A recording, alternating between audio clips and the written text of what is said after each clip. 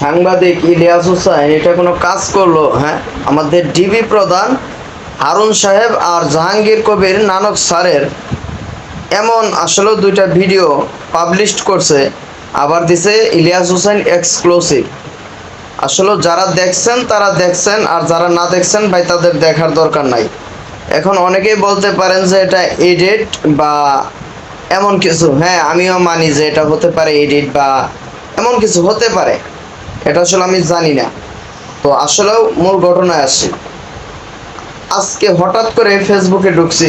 আপনারা জানেন যে ভিপিএন দিয়ে ফেসবুকে ঢুকতে হচ্ছে, ভিপিএন এর মাধ্যমে ঢুকছি সত্য কথা বলতে। তো ঢুকে দেখি যে আসলে লিঙ্ক ভাইরাল।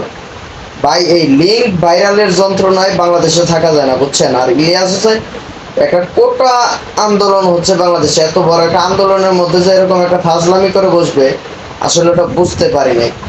তো হঠাৎ করে আজকে মনে করেন এরকম একটা লিঙ্ক ভাইরাল। কি রে ভাই, কিসের লিঙ্ক? হঠাৎ করে দেখে একটা ছবি, এই যে ছবিটা আছে পাশে, তো এই ছবিটা দেখে চিনলাম যে ইনি তো ডিবি প্রধান হারুন স্যার। তো আসলেও দেখেন, মানি লোকের মান দিতে শিখেন ইলিয়াস ভাই। আপনাকে সম্মান করে বলে, আপনি একজন সাংবাদিক ছিলেন বাংলাদেশের। তো মানি লোকের মান দেওয়াটা আমি মনে করি জরুরি। হারুন সাহেব একজন অত্যন্ত মানি লোক বাংলাদেশে, তিনি একটা প্রধান, ডিবি প্রধান। আর জাহাঙ্গীর কবির নানক স্যার তিনি একজন এমপি। তো আসলেও এভাবে তাদের বেইজ্জতি করা ঠিক হয় নাই। এটা আসলেও মানে কোনোদিনও এরকম মানে আমি আশা করিনি যে এরকম কিছু আর কি মানে দেখতে হবে। কারণ আমি মূলত অত্যন্ত মানে শ্রদ্ধা করি এই, বিশেষ করে হারুন স্যার যিনি আছেন। কারণ ওনার যে কথাবার্তা, ওনার যে মানে চালচলন স্টাইল, সবকিছু মানে একটা সৎ সৎ ভাব আছে, এটা আমি মানি। কারণ ওনার এ যাবৎকালীন কোনো প্রকার মানে কোনো কিছু আমি ব্যাড রেকর্ড শুনি নাই। কিন্তু হঠাৎ করে যে এমন একটা মানে অনাকাঙ্ক্ষিত ঘটনা আপনি ঘটায় ফেলবেন, এটা আসলে মানে আমি কখনোই বুঝতে পারি নাই।